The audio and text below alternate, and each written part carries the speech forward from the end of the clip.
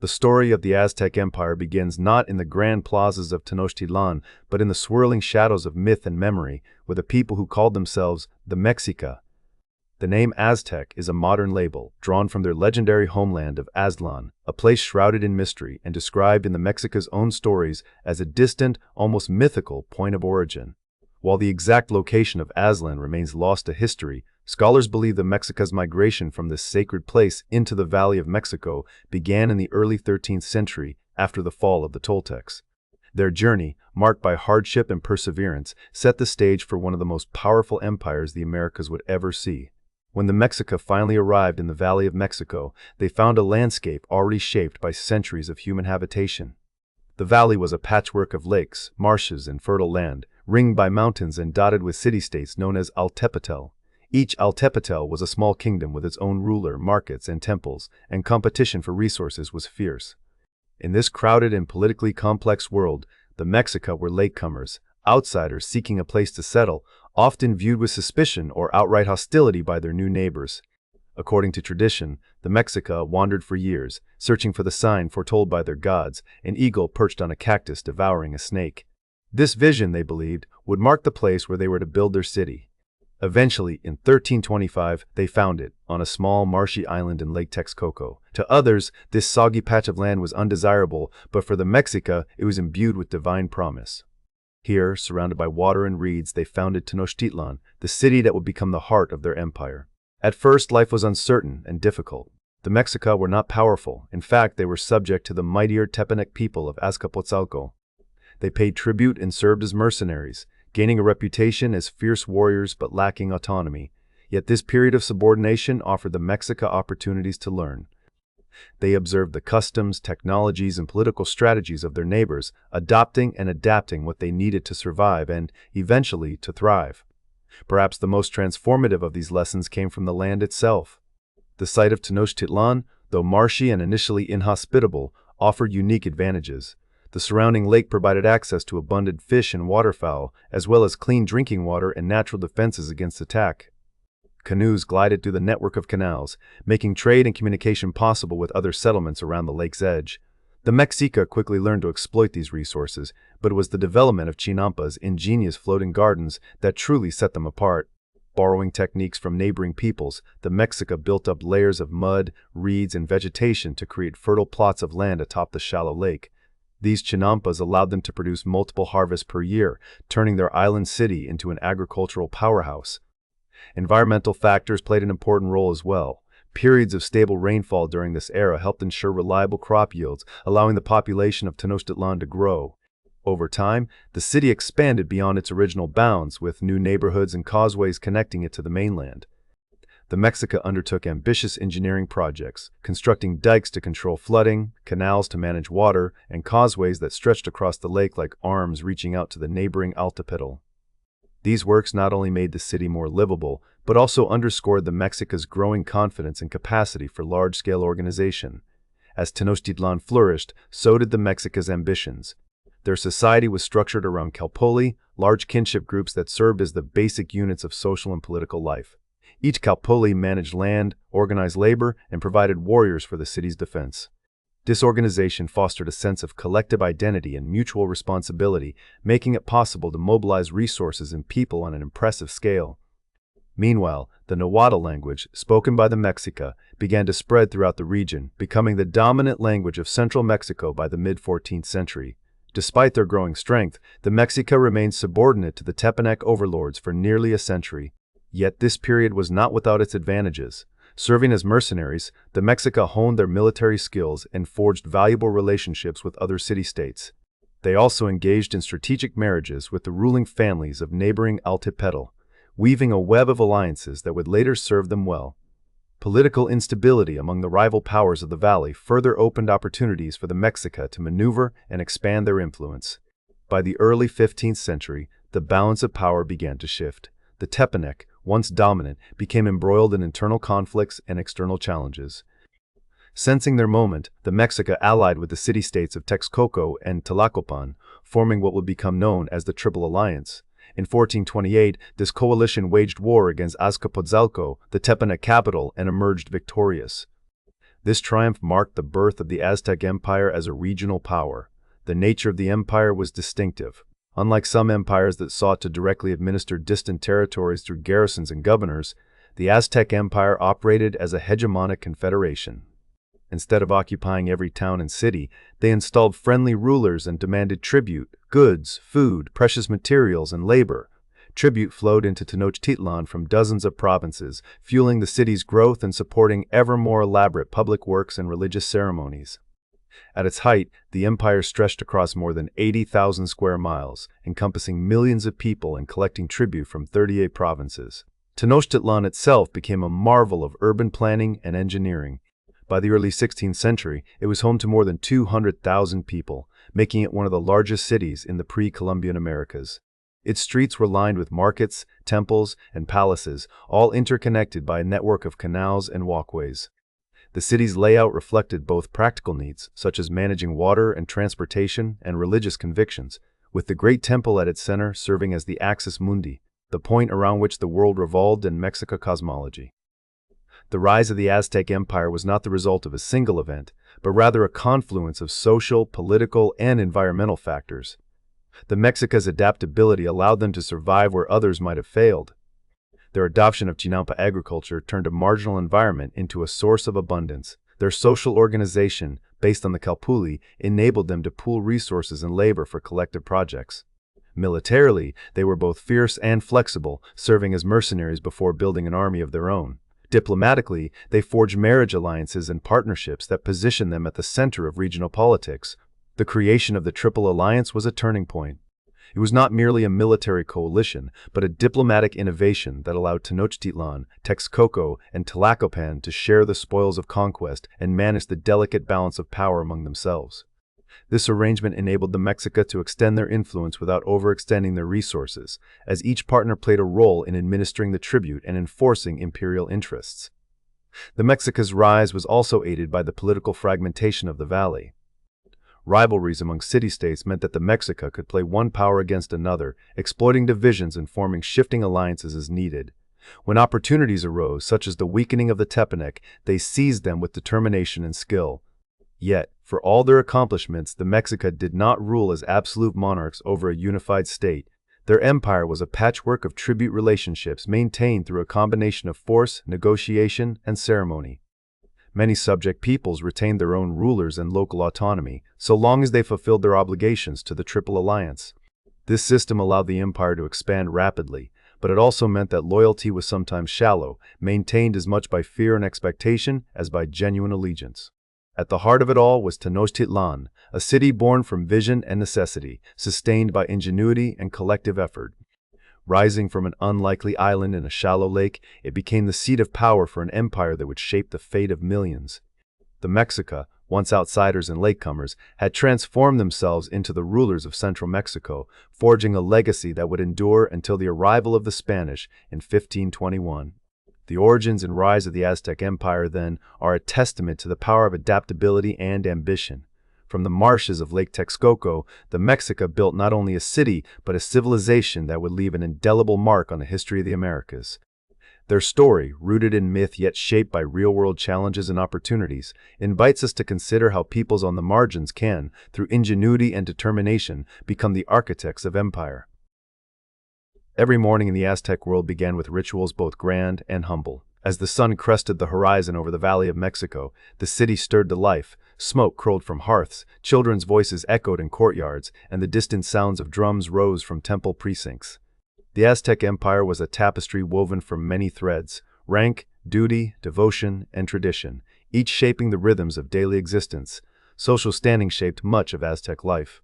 At the top stood the Tlatoani, the supreme ruler, whose authority extended across political, military, and religious spheres. The Tlatoani was not merely a king, but a figure with semi-divine status. His word was law, his person sacred. Below him were the hereditary nobles, the Pipiltin, whose privileges set them apart. They owned land, enjoyed the fruits of tribute, and sent their children to the Calmecac, an elite school where sons learned leadership, history, and priestly ritual. Nobles were exempt from certain taxes, and in public, their feathered cloaks and ornate jewelry proclaimed their elevated rank. Yet the Aztec world was not only a story of rulers and nobles. It was also built on the daily labor and hopes of the massa halton, the commoners who raised crops, built homes, and paid tribute. Organized into kalpuli extended family units managing land and resources, these commoners formed the backbone of society. Each kalpuli was both a practical and spiritual community, overseeing not just work and land distribution, but also collective religious rites and mutual aid. Within the kalpuli, the mayak worked as serfs, tied to lands owned by nobles and responsible for providing a share of their harvest. At the lowest rung were the talakotin, slaves whose status was not always permanent. Some entered bondage as punishment for crimes or debts and could, under certain circumstances, regain their freedom. Family life was the crucible in which Aztec society was forged. Marriage was rarely a matter of romantic impulse. It was almost always arranged, designed to strengthen kinship ties and consolidate property. For the wealthy, polygamy was common, each wife managing her own household and responsibilities. Yet women, even within these constraints, wielded notable influence. They could run market stalls and conduct business. In the home, women were responsible for grinding maize, weaving, and raising children, but their authority was recognized and respected. Children were prepared from an early age for the roles they would occupy. Education was not a privilege but a legal requirement, and every child, rich or poor, was expected to attend school. Boys and girls followed different paths. Boys learned the skills of warfare, crafts, and the rituals that bound the community to the gods. Girls received instruction in domestic arts, religion, and sometimes crafts or commerce. For the sons of nobles, the Kalmakak offered an advanced curriculum steeped in history, rhetoric, law, and the mysteries of the sacred calendar. Commoner children attended the Telpokali, where they trained as warriors and laborers, learning discipline and the values of service.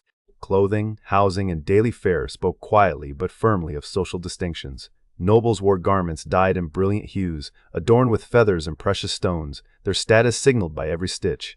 They lived in stone houses with courtyards and gardens, enjoying a degree of comfort and privacy unknown to most. Commoners donned simpler cotton or Magi fiber clothes, and their homes, modest adobe or reed huts, clustered near chinampas and fields. The Aztec diet was largely vegetarian, anchored by maize, beans, and squash, though nobles sometimes dined on delicacies brought by merchants from distant provinces. The sophistication of Aztec society extended to its laws. A complex legal code governed marriage contracts, property rights, inheritance, and the consequences for theft, adultery, or violence. Justice was swift and, by modern standards, often severe, but it was also regulated. Judges were expected to weigh evidence and consider mitigating circumstances. The legal system reinforced social boundaries but also provided mechanisms for redress, even for the poor, within the rigid hierarchy. The pulse of the Aztec world was inseparable from religion. The gods were everywhere invoked in the planting of seeds, the laying of stones, the naming of children, and the waging of war. The Aztecs worshipped a vast pantheon, Huitzilopochtli, god of war and the sun, whose hunger for blood was said to drive the cycles of day and night, Tlaloc, the rainbringer, whose favor was essential for crops and survival, Quetzalcoatl, the feathered serpent, patron of wind and life, Xipetotec, the flayed one, symbol of fertility and renewal. Each deity presided over particular aspects of the world, and the calendar bristled with festivals and observances in their honor. Towering over the sacred heart of Tenochtitlan was the Templo Mayor, a monumental pyramid with twin shrines to Huitzilopochtli and Tlaloc. Here the most important rituals unfolded, drawing priests, rulers, and crowds of supplicants. The temple's architecture itself was a map of the cosmos, its stairways and altars tracing the axes of earth and sky, war and rain, life and death. At the Templo Mayor's summit, priests in brilliant regalia performed rites that, to Aztec eyes, were both awe-inspiring and essential. Time in the Aztec world was measured by two intertwined calendars. The 260-day ritual calendar, sacred to priests and diviners, guided ceremonies and personal destinies, while the 365-day solar calendar structured agricultural cycles. The interplay of these systems dictated when to plant, when to make offerings, and when to prepare for war. Each day had its own character, its own divine patron, and the convergence of the two calendars was marked by especially powerful and dangerous periods, requiring careful observance and ritual. Rituals and festivals filled the year, each marking the turning of the seasons, the arrival of rains, the harvest, or the renewal of cosmic order. Some were intimate, conducted in household shrines with offerings of food, incense, or flowers. Others were grand public spectacles, involving music, dance, and elaborate impersonations of the gods. Priests led processions and conducted sacrifices, their rituals shaping not just religious life but politics as well. The priesthood was a powerful class, versed in astronomy, divination, and the intricacies of the calendar, and their influence reached deep into the affairs of state. At the heart of Aztec religion, and perhaps its most misunderstood aspect, was the practice of human sacrifice. To the Aztecs, the universe was a fragile balance, one that required nourishment, especially in the form of human blood and hearts, to keep the sun rising and the world intact. Sacrifices were performed on a variety of scales, from small private offerings to massive public ceremonies attended by thousands. Victims included prisoners of war who were honored as gifts to the gods, as well as volunteers who willingly offered themselves. The rituals were complex, often involving days of preparation, feasting, and purification.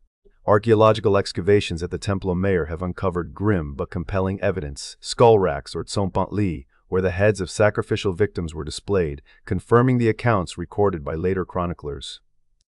These public displays were not intended to terrify so much as to demonstrate the city's power, its piety, and its vital role in maintaining the cosmic order.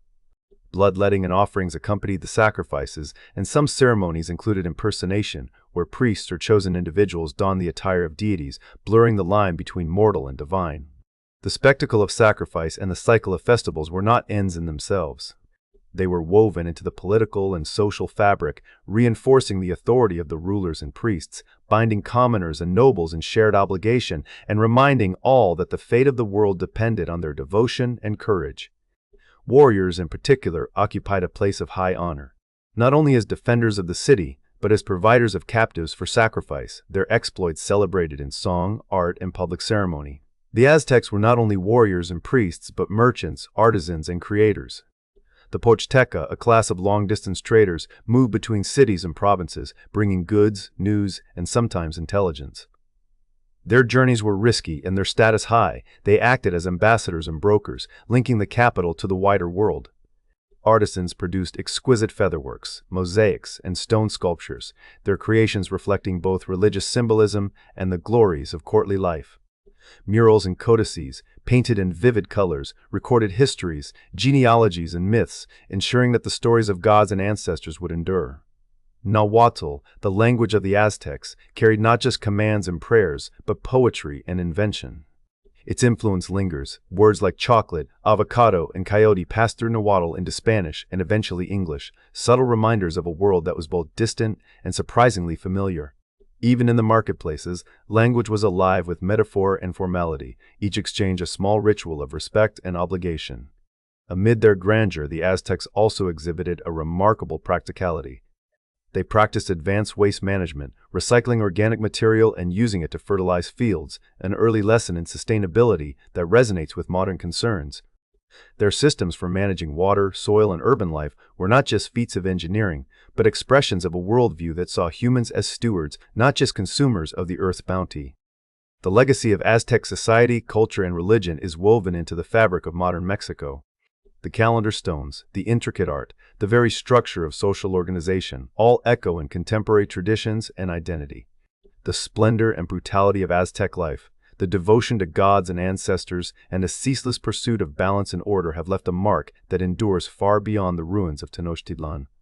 In their world, every act was a negotiation with forces larger than themselves, and every day, whether marked by the rhythms of work or the spectacle of ritual, was lived at the intersection of the sacred and the everyday. Power radiated outward from the heart of the Aztec Empire like ripples in a vast, shallow lake. In less than a century, what began as a power-sharing arrangement among three ambitious city-states, Tenochtitlan, Texcoco, and Tlacopan, transformed into a force that reshaped the map of central Mexico. The Triple Alliance, as this partnership was called, was far from a simple merger of equals. While each partner contributed warriors, tribute, and leadership, Tenochtitlan gradually emerged as the dominant force, its rulers' ambitions surpassing those of their allies. The resulting empire was distinct, not a centralized state like later European kingdoms, but a hegemonic confederation. Through military prowess, carefully crafted alliances, and an ever-tightening web of tribute obligations, the Aztecs came to rule over an extraordinary patchwork of more than 500 small states, each with its own traditions, languages, and local rulers. Millions of people felt the influence of the imperial center, sometimes lightly, sometimes with crushing weight in their daily lives. Conquest drove this expansion, but it was never the whole story. Aztec generals led armies across mountain passes and into distant valleys, subjugating rivals and seizing captives, but the true genius of their rule emerged after the fighting ended. Victorious forces installed compliant leaders in conquered towns, extracted oaths of allegiance, and secured hostages as insurance against future rebellion. Yet the Aztecs rarely replaced local rulers outright. Much of the old order remained, so long as tribute arrived on schedule and the symbols of Mexica supremacy, ceremonial costumes and banners were displayed during key festivals. The threat of military reprisal always lingered, but so did the subtle pressures of ideology and religious obligation. Through ritual, spectacle, and the persuasive language of Nahuatl, the empire's influence seeped into the consciousness of its far-flung subjects. This system was both adaptable and fragile. At its height, the Aztec tributary network stretched like a web across valleys, forests, and highland plateaus. The capital, Tenochtitlan, received shipments of maize, cacao, cotton, precious stones, and exotic birds from distant provinces. Everything from jaguar pelts to woven cloth, and even laborers for imperial projects, arrived in the city as part of tribute agreements. This abundance allowed Tenochtitlan to flourish, but it also bred resentment. For many conquered peoples, the empire's demands were felt most sharply during annual tribute collections or in the periodic calls for sacrificial victims for state ceremonies. Over time, these impositions created a simmering pool of discontent, one that would eventually contribute to the empire's downfall. If Tenochtitlan was the jewel of the empire, its achievements were as much a product of organization and ingenuity as of conquest. Nowhere else in the Americas could one find such a dazzling fusion of monumental architecture and advanced engineering. The city itself was a marvel: vast ceremonial plazas, soaring pyramids, and palatial compounds lined with sculpted stone. Temples rose in tiered layers, their facades adorned with carved serpents and painted murals. Drawing on centuries of accumulated knowledge, city planners oversaw the construction of a complex system of causeways and canals that crisscrossed the island capital, linking neighborhoods to markets and sacred precincts. Water was brought in through aqueducts, while dikes and sluice gates protected against the ever-present threat of flooding. Throughout the empire, Aztec engineering left its mark in the form of roads, bridges, and irrigation works, each testifying to a sophisticated understanding of both landscape and logistics. Agriculture was the lifeblood of the empire, and in this realm the Aztecs were unmatched. While chinampas, the floating gardens, had long been a feature of the Central Lakes, the empire's expansion brought new opportunities for agricultural innovation. Irrigation systems extended into new territories, and water management became a science unto itself. Farmers experimented with crop rotation and soil renewal, ensuring the fields could support the swelling populations of Tenochtitlan and its sister cities. The empire's rulers encouraged the spread of these techniques, sometimes sending teams of experts to conquered provinces to teach and supervise local communities. Viewed from the causeways leading into Tenochtitlan, the city's agricultural hinterland must have appeared as a patchwork of green, a testament to the careful stewardship of both land and water. The achievements of the Aztec world, however, were not limited to stone and earth. In education, the empire set a standard unmatched in the Americas for centuries. All children were required to attend school. For the sons and daughters of commoners and nobility alike, education was both a right and a duty, a means of preparing the next generation for service to the gods, the state, or the marketplace. The curriculum varied according to status and future role, but the underlying principle was universal. Knowledge was the foundation of a strong society. Instructors taught not only practical skills in religious doctrine, but also the arts of rhetoric, history, and law. This system fostered a sense of shared identity and purpose, binding the disparate peoples of the empire into a common cultural framework. Artistic expression flourished alongside these other achievements. In the homes of artisans and the workshops of palaces, skilled hands created murals of astonishing vibrancy, stone carvings that seemed almost to breathe, and codices, books of painted bark or deerskin that chronicled histories, laws, and sacred stories in luminous color. Featherwork, a uniquely valued art, transformed the iridescent plumes of tropical birds into regal cloaks, headdresses, and shields. These objects were more than decorations. They were statements of power, piety, and cultural vitality, adorning not only the lords of Tenochtitlan, but also the temples and plazas where the drama of state and religion played out. While much of this artistic legacy was later destroyed or dispersed, enough survives to offer a glimpse of a civilization that prized beauty, symbolism, and the ability of art to transcend the everyday. Yet for all its splendor and might, the fabric of the Aztec Empire was stretched thin by the very mechanisms that had enabled its rise. Reliance on tribute, the practice of indirect rule, and the expectation of loyalty from distant, culturally diverse provinces created underlying tensions. Many subject peoples grumbled under the weight of tribute quotas and, perhaps most bitterly, the demand to provide victims for imperial sacrifices. Over generations, resentment accumulated, sometimes erupting in open defiance, but more often simmering below the surface, awaiting an opportunity to break free from the web of obligations. That opportunity arrived from an entirely unexpected direction. In 1519, strangers from across the sea appeared on the Gulf Coast, armed, armored, and accompanied by horses and dogs the likes of which had never been seen in Mexico. Led by Hernán Cortés, these Spanish invaders at first seemed little more than another group of ambitious outsiders. But Cortés quickly perceived the deep fault lines within the Aztec system. He moved with calculated audacity, forging alliances with discontented city-states and indigenous groups who had long chafed under Mexico rule. These new allies, motivated by a mixture of hope and desperation, provided the Spaniards with much-needed manpower, intelligence, and access to local resources. The final act of the empire played out with a drama and violence that still reverberate through history. Cortés and his allies advanced toward Tenochtitlan, navigating a landscape of suspicion, diplomacy, and sudden betrayal. When they entered the city, their arrival was both a marvel and a portent of disaster. The capture of Moctezuma II, the Aztec ruler, marked a turning point, an event recorded in both Spanish chronicles and Nahua accounts. The city descended into chaos as the tenuous balance of power unraveled. What followed was a siege of unprecedented scale. The defenders, cut off from supplies and ravaged by famine, watched helplessly as smallpox and other diseases swept through the population, killing thousands and weakening even the bravest warriors. The siege of Tenochtitlan lasted for weeks, its violence matched only by the devastation wrought by hunger and disease. Spanish forces, bolstered by their indigenous allies, pressed their advantage relentlessly, dismantling the city's defenses district by district. On a fateful day in August 1521, the last pockets of resistance were crushed and Tenochtitlan fell. In the aftermath, much of the city was destroyed, its temples toppled or burned, its canals filled in, and its surviving inhabitants dispersed or enslaved. Upon these ruins, the Spanish built a new capital, Mexico City, erasing much, but not all, of what had once stood. Even as the physical empire crumbled, the legacy of the Aztecs could not be so easily erased. The Nahuatl language persisted, shaping the vocabulary of the conquerors and echoing in the names of towns, mountains, and rivers. Artistic traditions survived in new forms, influencing both colonial and modern Mexican culture. Agricultural techniques, such as chinampas and irrigation systems, continued to nourish the land. The great monuments, some buried, others incorporated into new structures, remained silent witnesses to a vanished era. In time, the memory of the Aztec Empire became a cornerstone of Mexican identity, celebrated in art, literature, and national consciousness. The story of the Aztec Empire's fall is often recounted as a cautionary tale, a reminder of the dangers inherent in ruling through coercion and fear.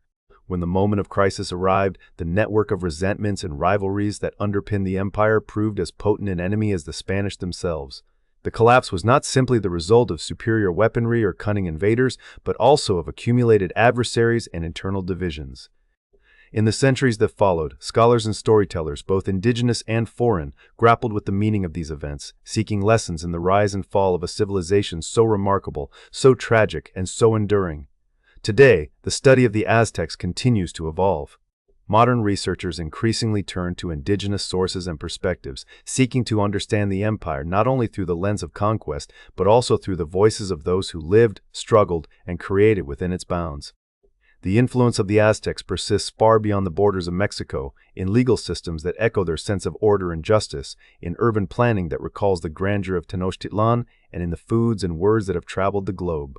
In every bite of chocolate, every glimpse of ancient ruins, and every story told in Nahuatl, the spirit of the Aztec world endures, a testament to both the heights of human achievement and the complex legacies of power, ambition, and resilience.